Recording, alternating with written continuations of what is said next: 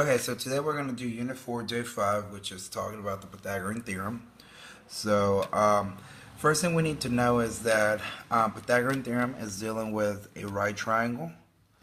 So go ahead and draw yourself a right triangle right there.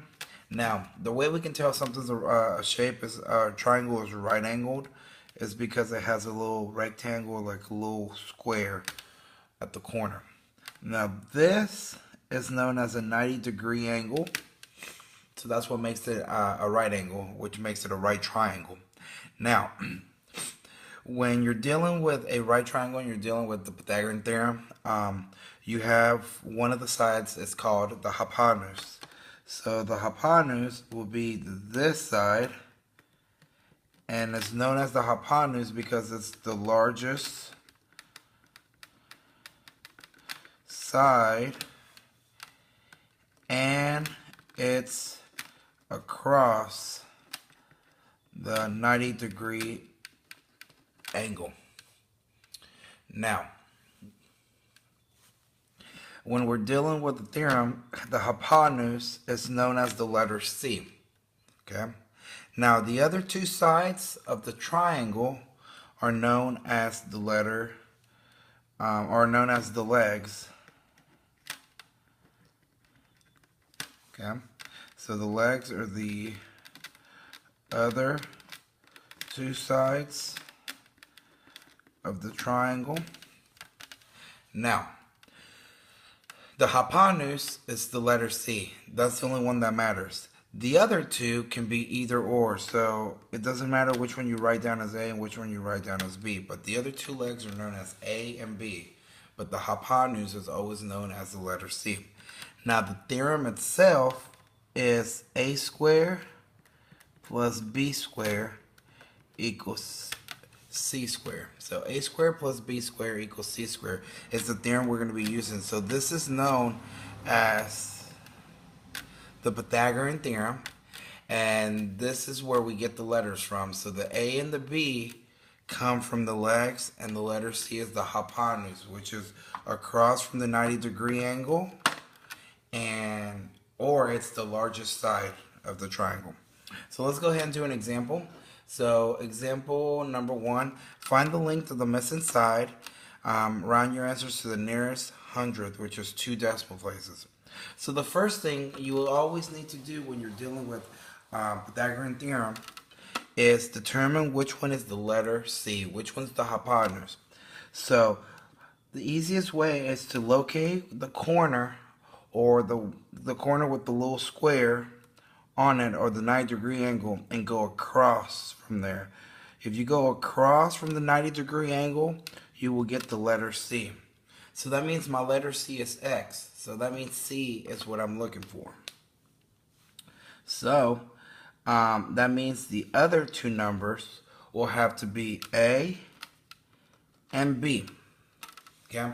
Now, it doesn't matter which one you do for A and B. You could have said A was 6, or you could have said A was 3. So you could have flip-flopped A and B.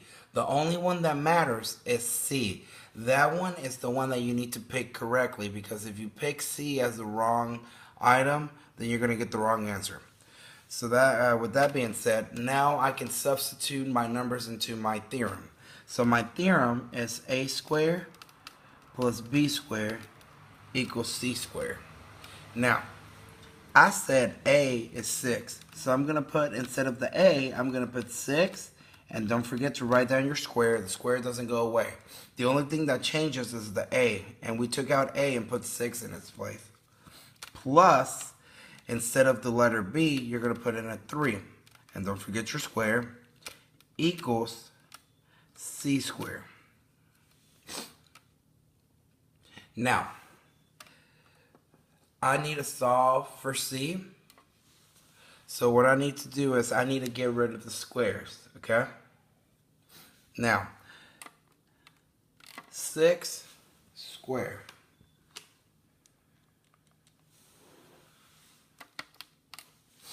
Now, if you use your calculator, 6 squared comes out to be 36. Why? Because 6 squared means 6 times 6. It doesn't mean 6 times 2. It means 6 times 6, which gives you 36.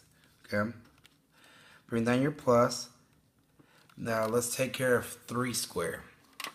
3 squared will be 3 times 3. It's not 3 times 2, it's 3 times 3. It's telling you that you have 2 sets of 3's and you're multiplying them. So 3 times 3, you should know is 9. Then don't forget to bring down your equals c squared.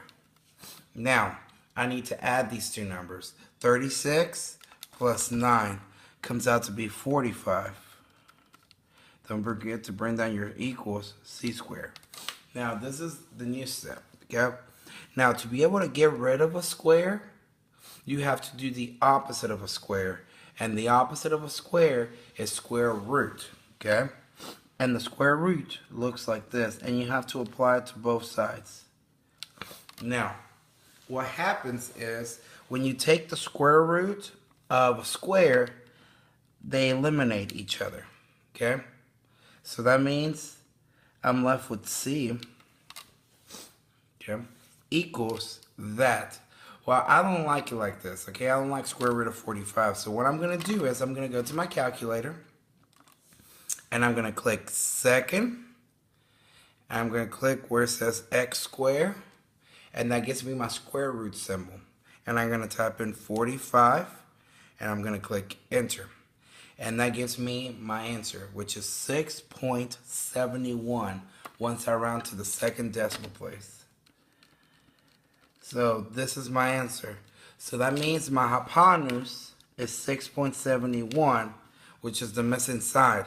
And as you can tell, 6.71 is the bigger side. So that means I did the problem correctly. Okay, moving on to number 2. Now, number 2, same thing. They're asking you to find the missing side. So first thing I need to do is I need to identify my letter C. So I'm going to look for the 90-degree angle, and across from the 90-degree angle is my letter C. So once again, I'm looking for the letter C.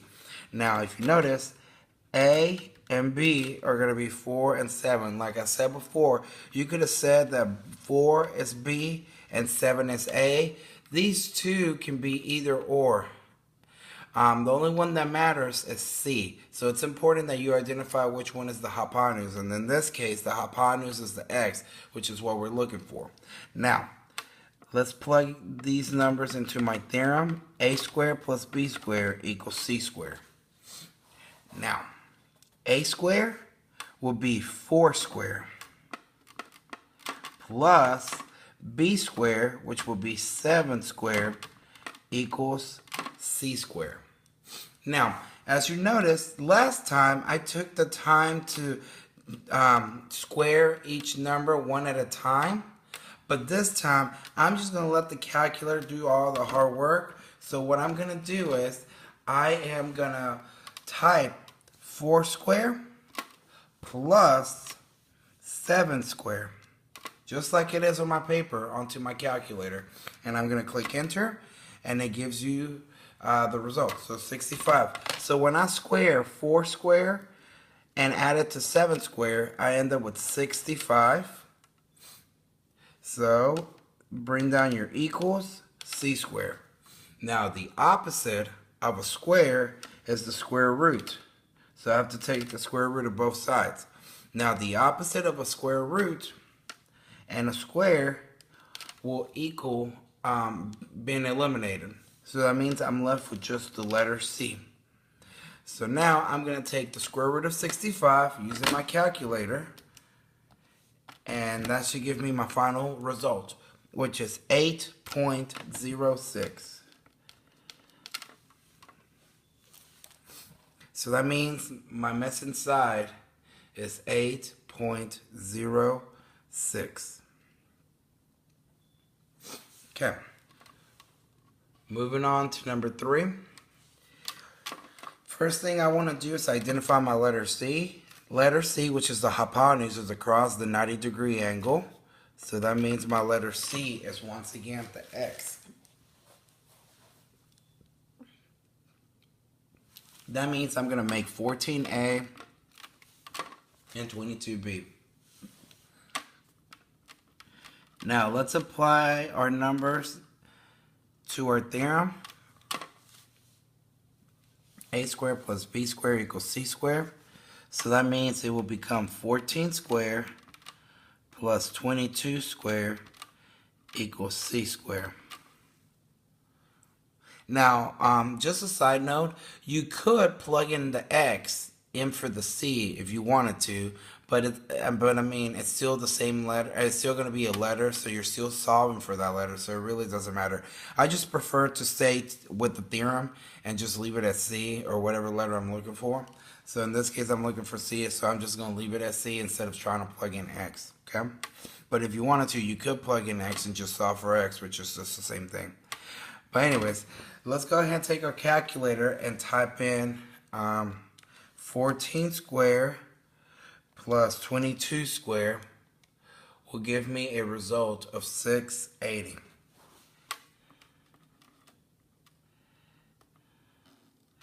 Bring down your equals c squared.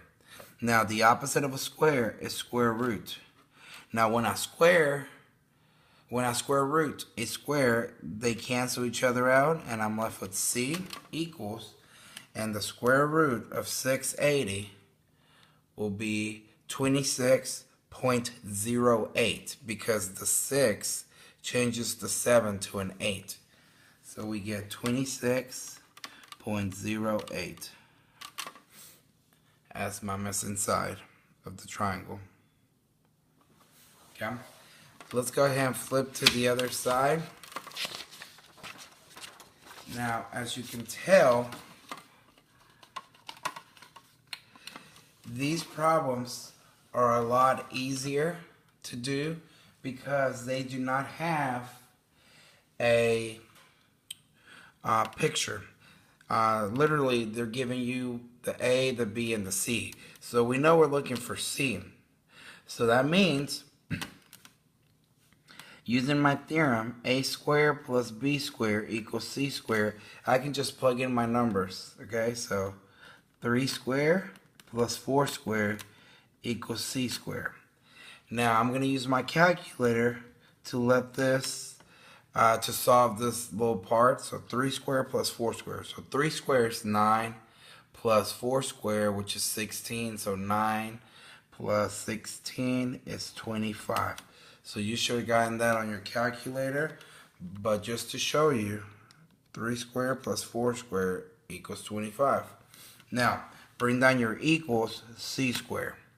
Then the opposite of a square is square root. So the square root of 25 should be 5. So your answer is 5. Now, for the last one, I'll just let you do that one by yourself. If you have any further questions about today's lesson, please do not hesitate to ask me in class.